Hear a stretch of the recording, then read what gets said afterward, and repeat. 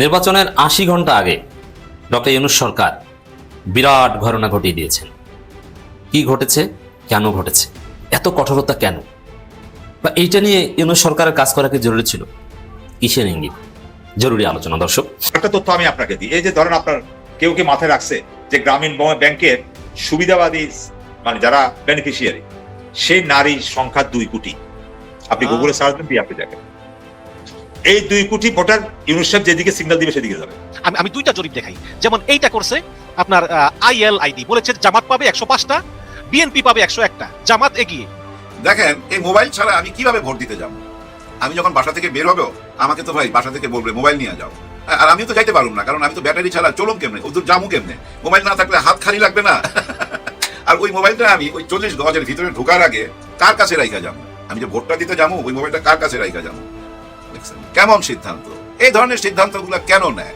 কেন ওনারা ভুলা যায়? হুদা সাহেবের কথা মনে আছে আপনাদের? ওই হুদা সাহেব আহারে শিক্ষায় দীক্ষায় কম তো না, অনেক বড় মানুষ, বিদেশে লেখাপড়া করছে, কিন্তু ফিনিশিং দিছে জুতার মালা দিয়া।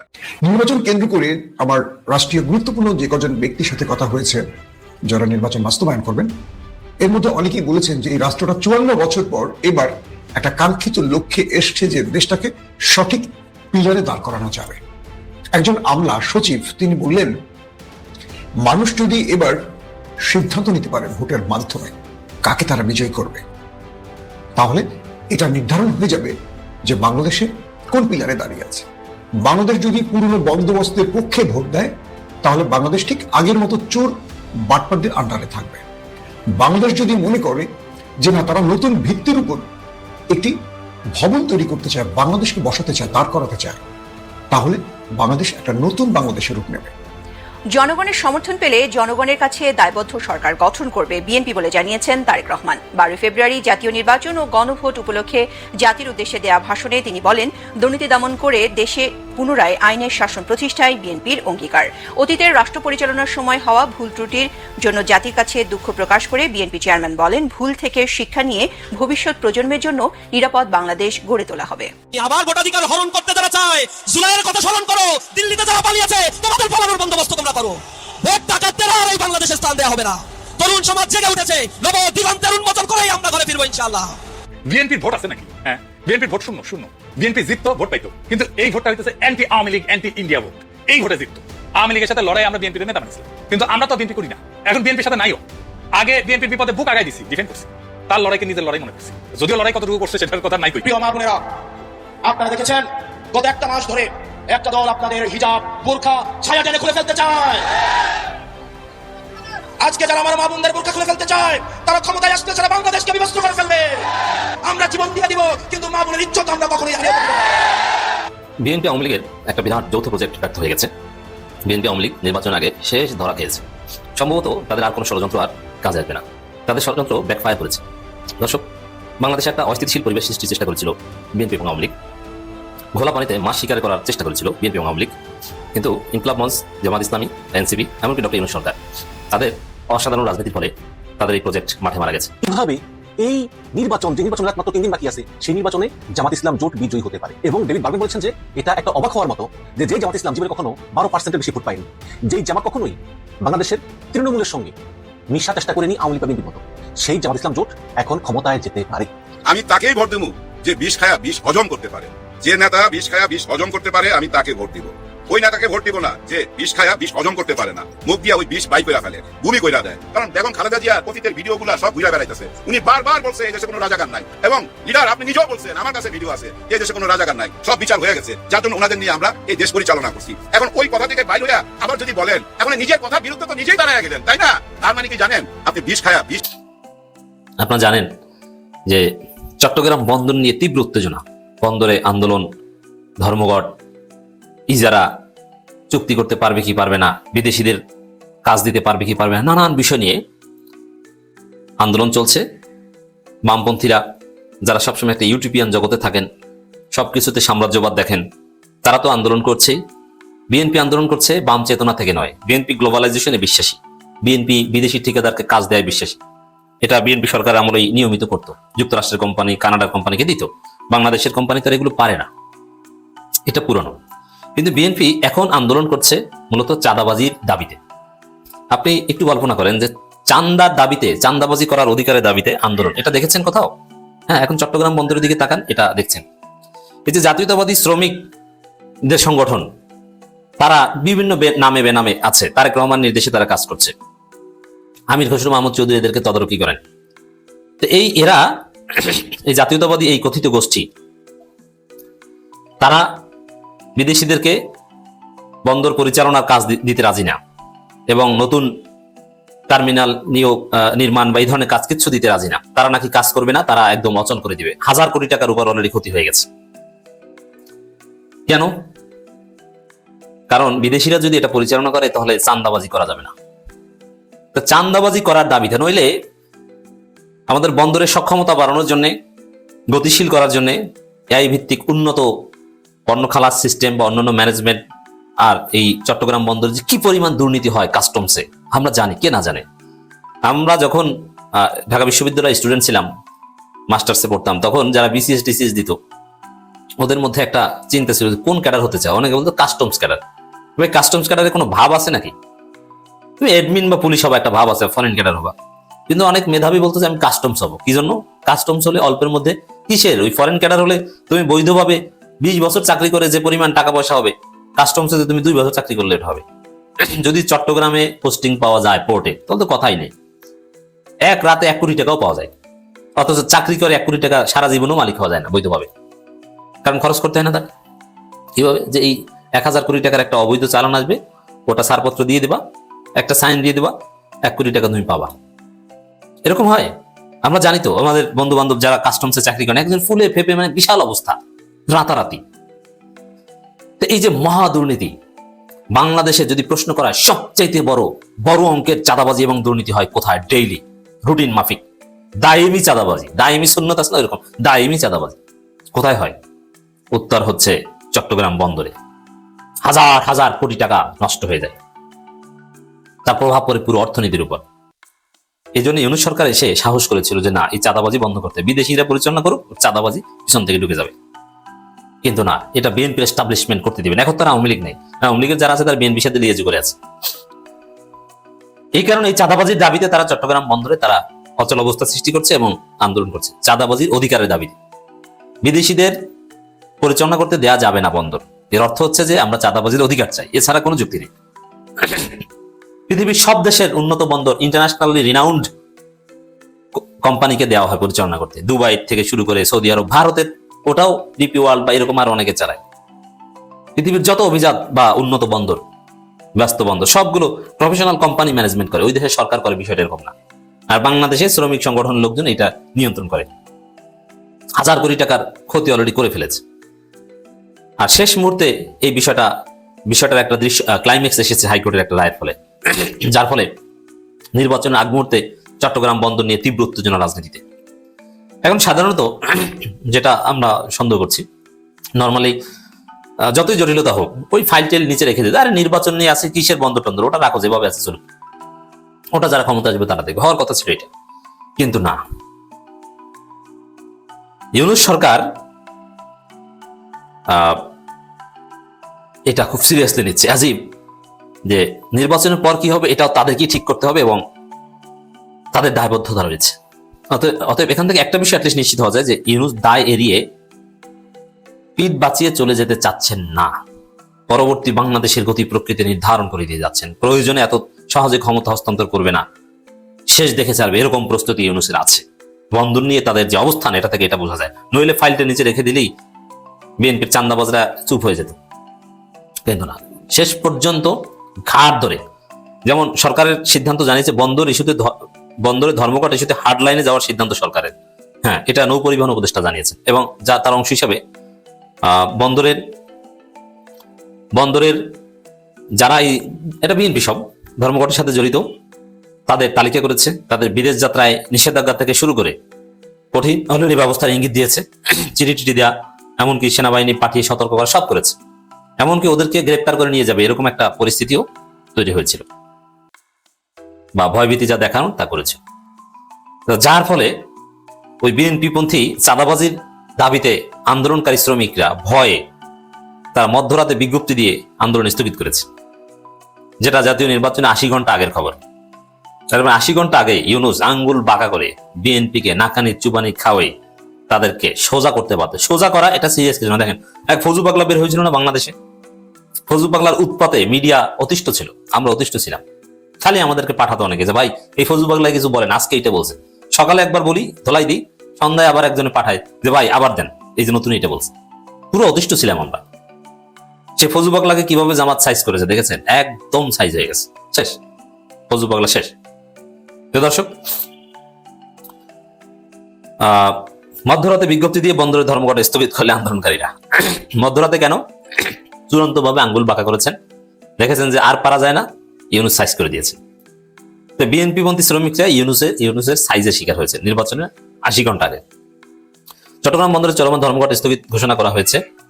8 ফেব্রুয়ারি দিবাগত রাতে চট্টগ্রাম বন্দর রক্ষা সংগ্রাম পরিষদ নেতা মোহাম্মদ হুমায়ুন কবির, সব বিএনপি এবং ইব্রাহিম খোকনের স্বাক্ষরিত বিজ্ঞপ্তিতে এই ঘোষণা দেওয়া হয়।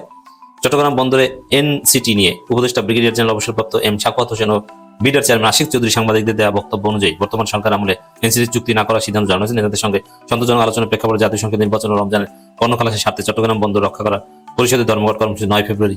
এই যে ই করবে না, অমুক তমুক কত কিছু ঘটেছে না, এভাবে সাইজ করা হচ্ছে। অতএব এই চাঁদাবাজদের দমন করা যে কঠিন এবং কিছুটা করছে আপনারা দেখতে পাচ্ছেন। এর খেলা সামনে বাকি আছে। একটু সাময়িক বিরতি। একটা তথ্য আমি আপনাকে দিই। এই যে ধরেন আপনার কেউ কি মাথায় রাখছে যে গ্রামীণ ব্যাংকের সুবিধাবাদী মানে যারা বেনিফিশিয়ারি, সেই নারীর সংখ্যা 2 কোটি। আপনি গুগলে সার্চ দিয়ে আপনি দেখেন, এই 2 কোটি ভোটার ইউনূস সাহেব যেদিকে সিগন্যাল দিবে সেদিকে যাবে। আমি দুইটা জরিপ দেখাই। যেমন এইটা করছে আপনার ILID, বলেছে জামাত পাবে 105টা, বিএনপি পাবে 101টা, জামাত এগিয়ে। আবার আরেকটা দেখেন, এইটা আবার করছে ইনকিলাব, এইটা করছে বিএনপি পাবে 60.60%, জামাত পাবে 29.8%। এইভাবে একের পর এক জরিপ, বেশিরভাগই বিএনপি। এটা তো এখন একটা ব্যবসা পরিণত হয়েছে। ওই যে প্রথম বাংলাদেশ আন্ডার অফিকারটা করছে, বলে বিএনপি জিতবে, রংধনু গ্রুপের। তো প্রথম কথা হচ্ছে এটা একটা ব্যবসা পরিণত হয়েছে, যে যার মতো করে টাকা দিচ্ছে আর একটা জরিপ বাইর করে দিচ্ছে। এই জরিপের ভিত্তি কি, এই জরিপ কারা করছে, কিভাবে করছে, কোন বেস কি, এটা কেউ জানে না। আর এটা নিয়ে ফালাফালি শুরু হয়ে যায় কার ভিতরে? সমর্থকদের ভিতরে। আর এতে কি করে? একটা দলকে ওয়েল কনফিডেন্ট করে তোলে। আর এই কনফিডেন্ট করে তুললে সে তার নির্বাচনের দিকে তার মূল মনোজগৎটাকে আর দিকে ঘুরে দিবে। মাসুদ কামাল নামে সাংবাদিক বললো যে সে গোপন তথ্য থেকে পাইছে, আবার মানে এরকম বিভিন্ন হবে, বিভিন্ন জনে বিভিন্ন কথা বলতেছে জরিপ নিয়ে, বেশিরভাগই বিএনপির পক্ষে। এটা নিয়ে একটু চিন্তার বিষয়। আমরা কি বলি যে বিএনপি পাবে না? আমি আর আপনি কি এটা বলতেছি? আমরা তো বলতেছি বিএনপি পাবে। আমরা তো বলতেছি বিএনপি পাওয়া নিয়ে আমার বক্তব্য না। আমার কথা বিএনপি পাওয়ার পর বিএনপি ধরে রাখতে পারবে কিনা, বিএনপি ধরে রাখতে পারবে কিনা। আবার বিএনপি যদি সেটা ধরে রাখতে না পারে, তাহলে তো বিএনপির অবস্থাটা একেবারেই মানে চরম একটা দুর্দশা চলে যাবে।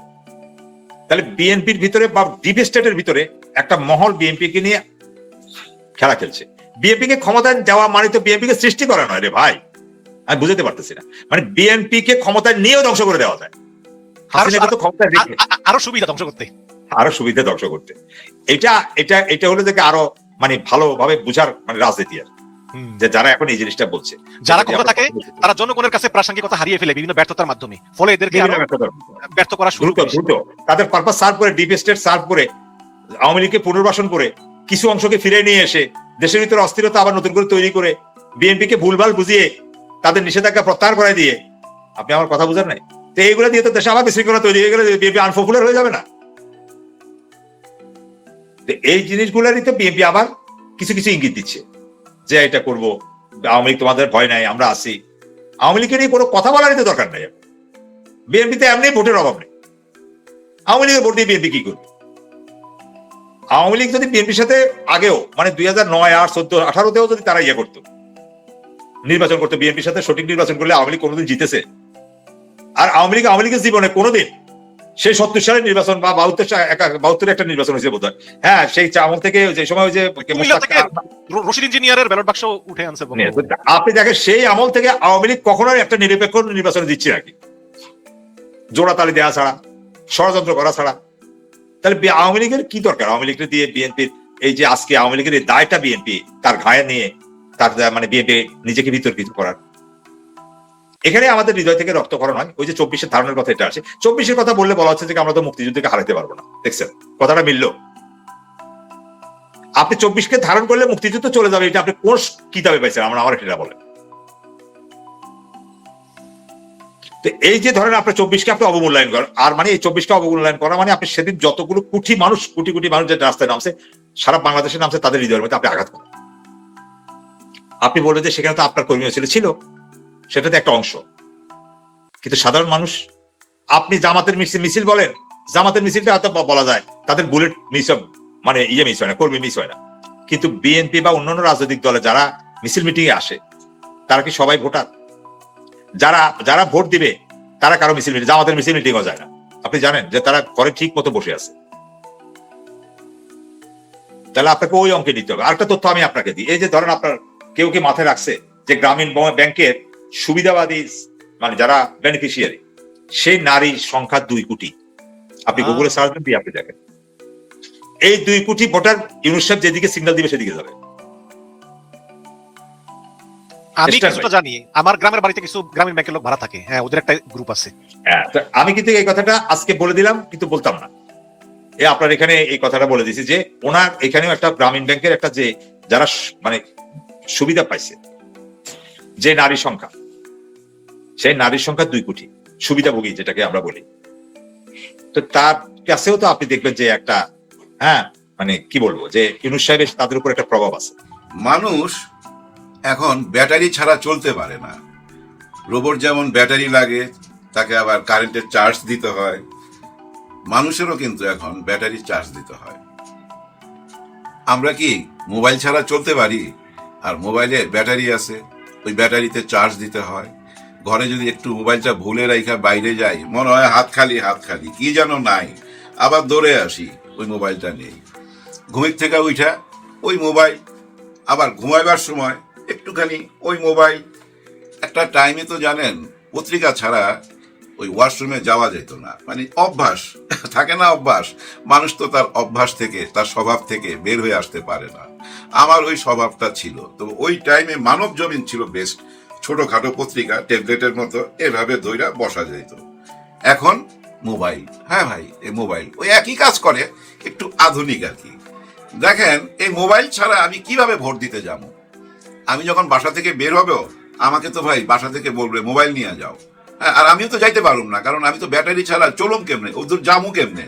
মোবাইল না থাকলে হাত খালি লাগবে না? আর ওই মোবাইলটা আমি ওই 40 গজের ভিতরে ঢোকার আগে কার কাছে রাইখা যাবো? আমি যে ভোটটা দিতে যাবো, ওই মোবাইলটা কার কাছে রাইখা যাবো? দেখছেন কেমন সিদ্ধান্ত? এই ধরনের সিদ্ধান্তগুলো কেন নেয়? কেন ওনারা ভুলা যায়? হুদা সাহেবের কথা মনে আছে আপনাদের? ওই হুদা সাহেব আহারে, শিক্ষায় দীক্ষায় কম তো না, অনেক বড় মানুষ, বিদেশে লেখাপড়া করছে, কিন্তু ফিনিশিং দিছে জুতার মালা দিয়া। আবার আদালতে যায়, কাঠগড়ায় যায় দাঁড়ায়া কইছে, হ্যাঁ আমি অপরাধী, আমি এই দিনের ভোট রাতে করছিলাম। এই কাজটা তো করছে ভাই, তাই না? এই যে হঠাৎ করে বললো যে আপনারা ওই মোবাইল নিয়ে ভিতরে ঢুকতে পারবেন না, এতে সন্দেহ জাগে না? হায় হায়, আবার কোনো জালিয়াতি হতে যাচ্ছে নাকি? এরকম একটা সন্দেহ চলে আসে, যে সন্দেহ থেকে জামাত ইসলামের আমির সাহেব ডাক্তার শফিকুর রহমান স্যার এবং হাসনাত আব্দুল্লাহ, নাহিদ ইসলাম, পাটোয়ারি সবাই গর্জন কইরা উঠছে, এবং এমন কথাও বলছে, সন্ধ্যার মধ্যে যদি এই কথা উইথড্র না করো আসতেছি। হ্যাঁ, ওই যে আবার যায় এখানে মিছিল করবে। আর এরা যখন যাবে, কিভাবে যাবে? এর মধ্যে আবার সাদেক কায়েম জড়িত। ব্যাপারটা কি দাঁড়াবে ওইটা দেখেই তাড়াতাড়ি কইতাছে ঠিক আছে আমরা এটা দেখতেছি, মানে ওইটা এখন ভাই কবুল হবে না, হ্যাঁ ওইটা পালন করা হবে না। কেন এই আইনটা করছিল জানেন?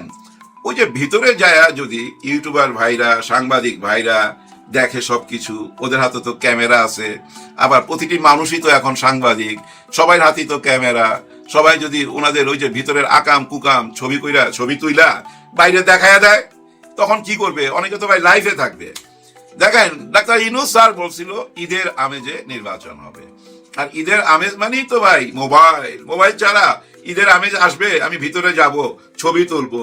স্যারে বলছে না যে আপনারা ইতিহাসের অংশ হবেন, আপনাদের প্রজন্মকে, নেক্সট প্রজন্মকে দেখাবেন কিভাবে নতুন দেশ গঠন হইতাছে, হ্যাঁ না ভোটের মাধ্যমে এবং এই জাতীয় নির্বাচনের মাধ্যমে। তাহলে ওই ইতিহাসটা আমি কিসে ধরে রাখুম? কোথায় ভিডিও করুম? আমার তো মোবাইল লাগবে, আর আমি তো মোবাইল ছাড়া চলতে পারুম না, কেউ চলতে পারবে না, ওই মোবাইল নিয়ে ঢুকতেই হবে, তাই না? দেখেন, এসব আকাম কুকাম চিন্তা কেন মাথায় আসে?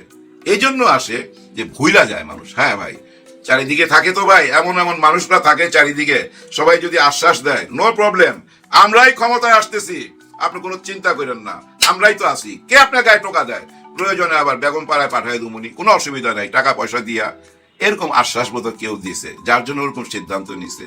আর নেওয়ার সঙ্গে সঙ্গে টের পাইছে, হায় হায় হায় এইটা কি, চারিদিক থেকে তো আবার হামলায়া করলো। হ্যাঁ, উনি রাজি হয়ে গেছে। আমার মনে হয় ওই নির্বাচন কমিশনার এখানে যায়া হট্টগোল করার দরকার নাই, উনি এটা পালন করতে পারবে না। মানুষ মোবাইল নিয়ে ঢুকবেই, সবকিছু স্মৃতি ধরে রাখবে, এবং আপনাদের কোনো আকাম হইলে ওইটাও তুলে ধরবে। ভাই ব্রাদার, সবাই মোবাইল নিয়ে যাবেন এবং সবাই লাইভ করবেন এখান থেকে। হ্যাঁ ভাই, ব্লগ বানাবেন, সবাইকে দেখাবেন যে ভাই আমি অমুক অঞ্চলে অমুক জায়গায় অমুক ভোট কেন্দ্রে এই যে আমি ভোট দিতে যাচ্ছি। আবার যদি কেউ আগাম করতে চায়, জালিয়াতি করতে চায়, সেদিকেও ক্যামেরা ধরে রাখবেন। হ্যাঁ ভাই, ধরে রাখবেন, এই যে দেখেন আগাম হইতাছে অমুক জায়গায়, নাম ঠিকানা দিবেন, সঙ্গে সঙ্গে আমরা ওইটা শেয়ার করুন। এই সোশ্যাল মিডিয়া সবাই মিলে আমরা জোর দাবি জানাবো। হ্যাঁ ভাই ব্রাদার, কেউ কিন্তু এই নির্বাচনের দিন ঘুমাইবেন না, এই মোবাইলে থাকবেন, সবাই সবার সঙ্গে যোগাযোগ রাখবেন, কে কোথায় কি করতেছেন সবকিছু ভাই এই সোশ্যাল মিডিয়াতে শেয়ার করবেন, সঙ্গে সঙ্গে লাইফে চলে যাবেন, সঙ্গে সঙ্গে অ্যাকশন হইতে হবে। হ্যাঁ ভাই, অ্যাকশন হইতে হবে। আর এই অ্যাকশনটা কে নিবে জানেন? হ্যাঁ, উনি কেন একবার এসে বলতেছে না, আপনারা কেন অত দুশ্চিন্তা করতেছেন, আমি তো আছি। কে জানেন? জানা ওয়াকার সাহেব জোর গলা একটা বক্তব্য দিত, যদি ওই যে আগের বার যেভাবে দিছিল ঠিক ওইভাবে যদি আরেকটা দিত যে ভাই আমি আছি, কোনো চিন্তা করেন না, নির্বাচন কারচুপি হবে না, যেই ভাই জালিয়াতি করতে যাবে তার হাতটা অবশ করে দেওয়া হবে। যাই হোক, উনি না বললেও কিন্তু ডাক্তার শফিকুর রহমান স্যার বলছেন, আর উনি বলা মানে আমি মনে করি হাসনাত বলতেছে, নাহিদ বলতেছে, সাদিক কাইম বলতেছে, 11 দল বলতেছে, সবাই চিৎকার করে বলতেছে কোনো ভয় নাই, আমরা আছি।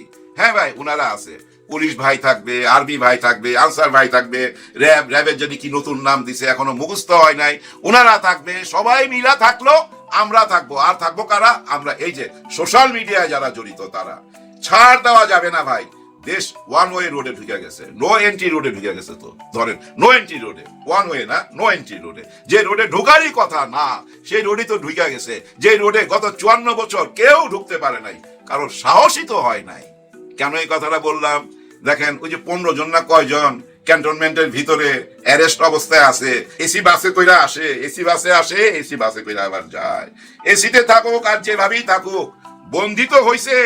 ওই নো এন্ট্রি রোডে তো ঢুকতে পারছে এই সরকার। কেন ঢুকতে পারছে জানেন?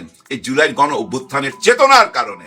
উনি বলছিল না রিসেট বাটনে চাপ দেওয়া হয়ে গেছে, ওইটা ভুলে গেলে হবে না। উনি ছাড় দেওয়ার মানুষ না। ডক্টর ইউনূস স্যারকে কি সাধারণ মানুষ মনে করেন কেউ? নিশ্চয়ই না। সাধারণ মানুষ হইলে পৃথিবীর সেরা সেরা মানুষগুলা ওনাকে ওইভাবে বুকে জড়ায় ধরতো না, ওনার গলায় ওই মেডেল দিত না। সারা বিশ্বে কে না চিনে উনাকে। উনি হচ্ছে আন্তর্জাতিক নাগরিক, বাংলাদেশের একজন আন্তর্জাতিক নাগরিক। আন্তর্জাতিক নাগরিক হওয়ার ভাগ্য অনেকের কম জোটে ভাই, ওরকম ভাগ্য নিয়ে অনেকেই আসে না এই পৃথিবীতে। উনি আসছে, উনি কি ওইটা হেলায় ফেলায় ফেলে দিবে? উনি কি বদনাম নিয়ে এখান থেকে চলে যাবে যে এই ভাই আপনি তো গেছিলেন, আপনার দেশ 16-17 মাস চালাইছেন, কি ঘোড়ার ডিম করছেন? এই জবাব উনাকে দিতে হবে না? উনার ইজ্জত থাকবে যখন বিদেশে যাবে। উনাকে যদি এই ধরনের প্রশ্ন করে কেউ, এই ধরনের প্রশ্ন করার কোনো সুযোগ উনি রাখে নাই। এই যে হ্যাঁ ভোট কেন চাচ্ছে, এমন একটা কাঠামো তৈরি করছে যার বাইরে আপনি যেতে পারবেন না। ওই ফ্রেমের ভিতরে থাইকাই দেশ চালাইতে হবে। আপনি ইচ্ছা করলেই বলতে পারবেন না এই বিডিআরে কেউ যাইতে পারবে না, ওখানে যা ইচ্ছা তাই হয়ে যাক। ওই হুকুমের জন্য কেউ অপেক্ষা করবে না। ওই সিস্টেম কইরা ফেলাইছে। আপনি ইচ্ছা করলে আপনার দলের লোককে ব্যবহার কইরা, আপনি ইচ্ছা করলে আর্মি পুলিশ এদেরকে ব্যবহার কইরা যা ইচ্ছা তাই করবেন না, করতে পারবেন না। কোনো বেনজিরের জন্ম হবে না। হ্যাঁ, বেনজির ওর ঘরের মধ্যে জানেন কয়েক হাজার শার্ট পাওয়া গেছে, প্রতিটি শার্টেরই দাম লক্ষ টাকা, লক্ষ টাকার নিচে নাই। চিন্তা করেন। আর জমি জমা যা পাইছি, সনাতন ভাই বোনদের যে জমি জমা দখল করছিল, হাজার হাজার কোটি টাকা, সবাই কিন্তু বলতেছিল, পত্রিকায় আসছে, সবাই সামনে দিয়ে চলে গেল। একটা মহিলাকে জানো উনাকে পার কইরা দিতেছে একটা মহিলা পুলিশ এয়ারপোর্টের, ওই ফুটেজও আমরা দেখছি। কেউ আটকাইলো না, সাংবাদিকরাও আর কোনো প্রতিবাদ করলো না, একদম চুপ। কিন্তু দেখেন কে কোথায় হাঁসের মাংস খাইতে গেছে, ওইটা নিয়ে 2 সপ্তাহ এখানে আলোচনা হয়েছে। এই বাংলাদেশে আমাদের বুদ্ধিজীবী, এই সোশ্যাল মিডিয়া এবং এই যে বড় বড় চ্যানেলগুলা হাঁসের মাংস খাইতে গেছিল আসিফ মাহমুদ, সজীব ভুইয়া। কিন্তু দেখেন এই যে কোটি কোটি হাজার কোটি টাকা ঋণ খেলাপি আবার সংসদে যাইতে চায়।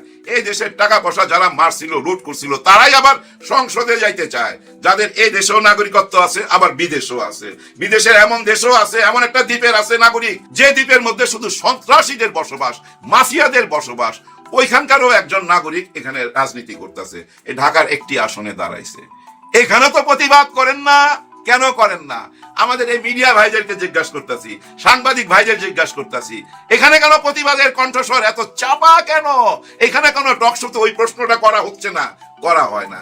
কারণ কি জানেন, আমাদের এই মিডিয়া একটা সিস্টেমের মধ্যে চলে, আর এই সিস্টেমটা কেউ কইরা দেয় না ভাই। ওরা নিজেরাই সিদ্ধান্ত নেয়, ওরা নিজেরাই বুঝছেন মিটিং সিটিং কইরা ভাবে কে পাওয়ারে যাবে, এরা পাওয়ারে যাবে, আচ্ছা এদের সঙ্গে থাকি। আবার যদি মনে করে এরা পাওয়ারে যাবে, এদের সঙ্গে থাকি। এবং ওই চ্যানেলগুলার, ওই মিডিয়ার যে প্রধান, যারা মালিক, তারাও কিন্তু আবার গাইড করে যে এরা ক্ষমতায় যাবে, এদের সঙ্গে থাকো, তাহলে আমরা সুযোগ সুবিধা নিতে পারবো। এরকম অনেক সাংবাদিক সুযোগ সুবিধা নিছে না, শত শত কোটি টাকা তাদের ব্যাংকে অ্যাকাউন্টে পাওয়া গেছে না। একটা দেশের যদি সাংবাদিক নষ্ট হয়ে যায় না ভাই, পুরো দেশটাই নষ্ট হয়ে যায়, এটা মাথায় রাখবেন। সাংবাদিক নষ্ট হইতে দেওয়া যাবে না। আর হইলেও কোনো কিছু করার নাই, আমরা তো আছি, এই সোশ্যাল মিডিয়া তো আছে। এখন দেখেন না, সোশ্যাল মিডিয়ায় যেটাই ভাইরাল হয় সেটাই কিন্তু ওনারা নিউজ করে, হেডলাইন করে, পত্রিকার নিউজের হেডলাইন করে, সোশ্যাল মিডিয়ার দিকে তাকায় থাকে কোনটা ভাইরাল হইতাছে।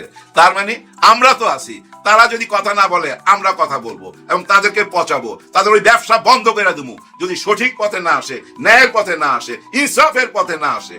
ইনসাফ কথাটা মনে আসলেই মনে হয় কি জানেন, ইনসাফের কথা বললেই মানুষ মনে করে এটা বোধ ওই দলের, বুঝছেন? এমন একটা ব্যাপার হয়ে দাঁড়াইছে। আপনি যখনই বলবেন ইনসাফের কথা, যখনই বলবেন দুর্নীতির বিরুদ্ধে কোনো কথা, তখনই মনে করে এই বেটা বোধ জামাত করে।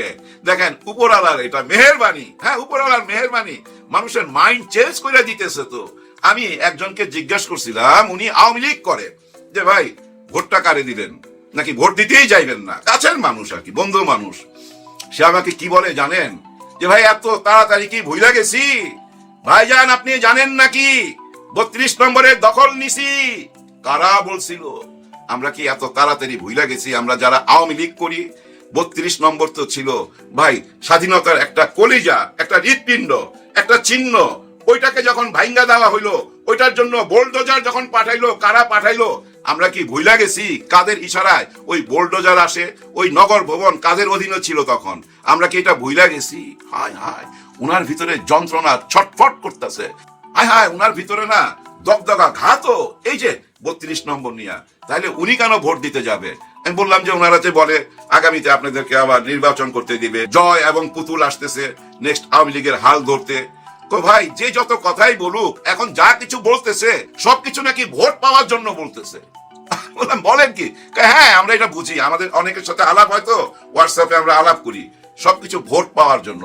আমি তাইলে কি ভোট দিতে যাবেন না? না যাবো না।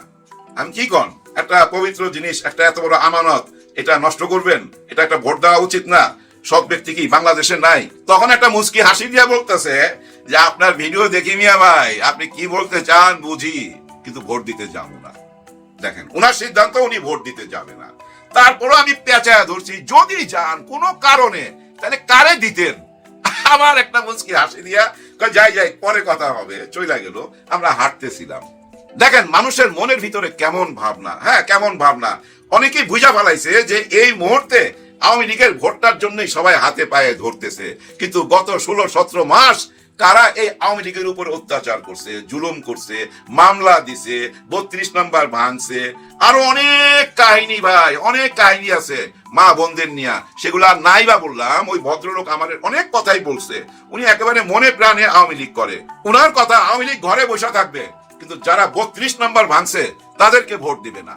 এই যে একটা চিন্তা ভাবনা মানুষের মধ্যে, এই চিন্তা ভাবনাটা আপনি কেমনে ঘুরাইবেন, কেমনে ওনার মন জয় করবেন? ওনার মনে তো আপনি আঘাত দিয়েই ফেলাইছেন। আঘাত দিয়ে এখন যতই আপনি তেল মারেন না কেন, কোনো কাজ হবে না। ঘরে বসে থাকবে, ভোট দিবে না। এবার বুঝা নেন বাকিটা। যাই হোক, ভোট তো ভাই আর 2 দিন পর, হ্যাঁ কাল আর পরশু, তারপরেই ভোট। এখন দেখেন এর মধ্যেই কিন্তু নির্বাচনের প্রচারণা বন্ধ হয়ে যাবে। কিন্তু আসলে কি বন্ধ হবে? না, বন্ধ হবে না। ওনারা বন্ধ করবে, যারা নির্বাচনে দাঁড়াইছে তারা নিয়ম কানুন মাইনা চলতে হবে।